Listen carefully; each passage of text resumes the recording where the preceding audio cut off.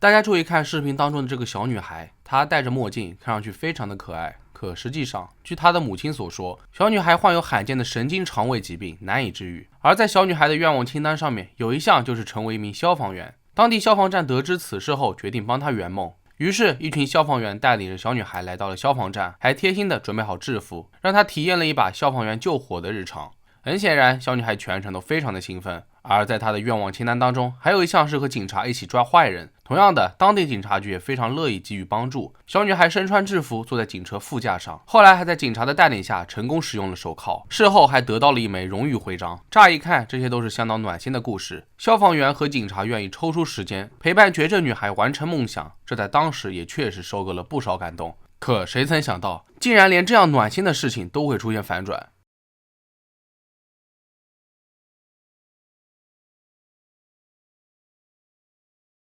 这位小女孩名叫奥利维亚·甘特，母亲名叫凯莉。由于婚姻不顺，凯莉独自抚养2名女孩，母女3人还从原先居住的德克萨斯州搬到了科罗拉多州。可奇怪的是，安稳日子还没过多久，奥利维亚的身体就出现了问题。大概是从2012年开始，凯莉带着年仅2岁的奥利维亚前往科罗拉多州儿童医院治疗便秘。话说这也不是什么大的问题，可这一治就是5年，前前后后看诊了1000多次。起初便秘治疗非常的成功，但奥利维亚回家没几天就又被紧急送往了医院。原来根据凯莉描述，女儿回到家后情况就开始恶化，一直没有办法正常进食。可医生并没有发现任何异常，为此凯莉提出了奥利维亚有发育迟缓的迹象，有时候还不愿意吃饭。在母亲的强烈要求下，奥利维亚接受了多次手术，其中一次手术还将她的小肠改道穿过大肠，然后从贴在胃上的袋子当中取出粪便。术后凯莉表示确实缓解了便秘，但她观察到女儿仍然存在消化问题。2013年，一名外科医生切除了奥利维亚的部分小肠，并插入了刺管。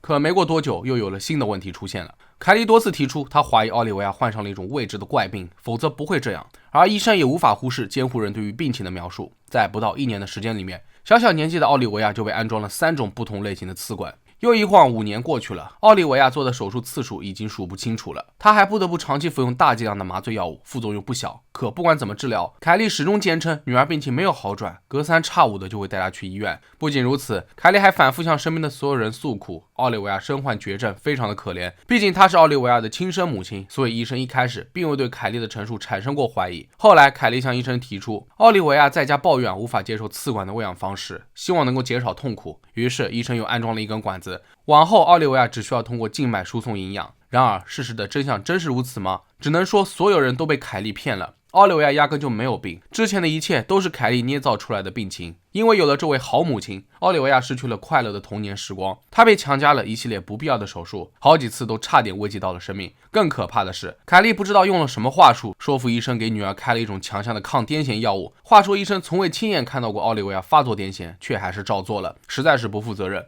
而可怜的奥利维亚什么都不懂，他只知道去医院治疗已经成为了日常生活当中不可缺少的一部分。可恨的是，除了医疗虐待之外，凯莉还利用他人对奥利维亚的同情进行欺诈。就比如，他曾经让女儿列出了一个遗愿清单，并且对外公布。前面提到的消防站、警察局都算好的了，还有许多慈善组织得知后，纷纷对奥利维亚施出援手，帮助他实现梦想。就好比慈善组织曾经为奥利维亚精心设计了一场蝙蝠侠和公主主题的派对，总花费超过了11000美元。除此之外，还有其他慈善组合和个人，诈骗金额远超50万美元。那看到这里，我相信有许多小伙伴都会有疑问，把一个健康的孩子当成绝症患者来治疗，医生难道就没有发现什么不对劲吗？其实在这5年的时间里面，大多数时候医生都是按照凯莉给出的描述给奥利维亚进行治疗的，而且后来接手的医生也总是习惯于参考之前的病例报告再做出诊断。直到2017年，凯莉提出想停用静脉营养的管子，而且希望医生签署禁止对奥利维亚进行复苏的同意书。可这意味着所有奥利维亚赖以生存的医疗护理都将终止。此时几位医生和护士意识到不对劲，因为如果病人真的这么严重，一旦停用了这些设备，奥利维亚很快就会没命。虽然这女孩病情反复，已是医院的常客，但也绝对不至于到了临终关怀医院的程度。因此这几名医生拒绝了凯莉的请求，而且怀疑奥利维亚是否受到了医疗虐待。很快医院内部和儿童保护小组着手开始调查，而此时的凯莉并没有死心，她设法让医院分配了一名新的医生，在她的花言巧语下成功说服了对方签署了同意书。自此，奥利维亚成功出院，前往临终关怀中心。据说这一路上，奥利维亚心情很好，还唱着歌，根本就不像是病入膏肓的样子。可出了医院没几天，由于没有营养摄入，奥利维亚的状态一落千丈。不仅如此，他每天还需要接受大量的药物治疗，唯一的摄入就是融化的冰棍汁，而且只能用棉签蘸湿湿润嘴唇。就这样，奥利维亚于2017年8月20日去世，死因为多种疾病并发症导致的肠道衰竭。1年之后，凯莉被逮捕。因为奥利维亚去世没过多久，凯莉又迫不及待地带另一名女儿去看病，而且两姐妹的病情非常的类似，这引起了医生的警觉。后来经过多方调查，他们惊讶地发现，从前的奥利维亚压根就没有病，所谓的疑难杂症都是凯莉虚构出来的。多年来，他努力把奥利维亚打造成媒体报告的焦点，以此向社会各界筹集善款。事实证明，他成功了。凯莉接受了谋杀案的所有认罪协议，最终凯莉因虐待儿童导致死亡罪、盗窃重罪以及慈善欺诈罪被判处了16年监禁。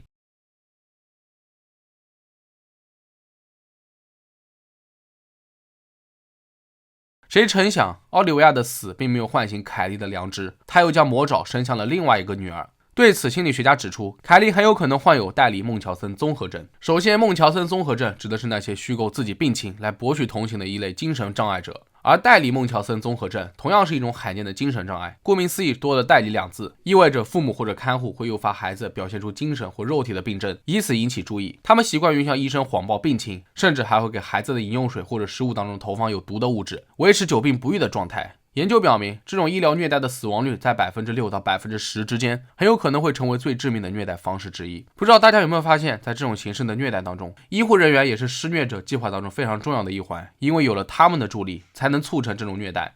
当然，医护人员是无意的，在施虐者的故意引导下，医生往往也会听信他们的言论，从而开出令施虐者满意的诊断方案。而这些几乎都是孩子没必要承受的痛苦。相反，如果医生严词拒绝，那施虐者往往会想方设法的更换医生和医院，直到寻觅到最能帮助自己的人。对于患有代理孟乔森综合症的施虐者，解救其受害者的最好办法就是将他们分开，连探视都不要有。就好比刚才我们提到的凯莉，自从第二个女儿脱离了她的照顾后，所谓的病情明显好转。对于施虐者而言，孩子乖乖扮演病人的角色，能满足病态的需求。可长此以往，这种精神障碍会对孩子产生严重的情绪影响。比如一部分孩子就会觉得，原来假装生病能够得到父母更多的关爱，于是在医生面前也从不说实话。在某些极端案例当中，受害者会逐渐成为孟乔森综合症患者，形成可怕的恶性闭环。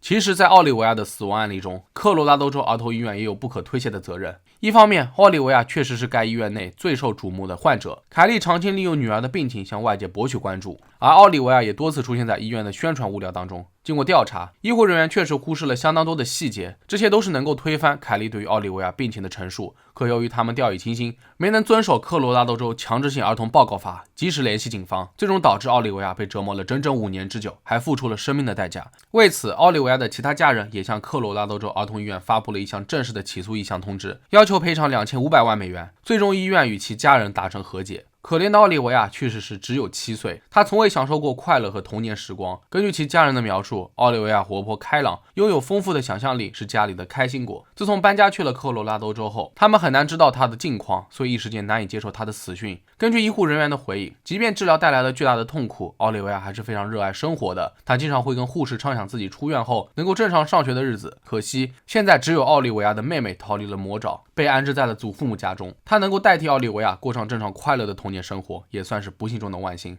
那好了，本期视频到这就结束了。各位对于这种精神障碍有什么看法，可以在评论区下方留言。如果觉得视频做还不错的话，也别忘了点赞、收藏和关注。我是正正，咱们下期视频再见吧。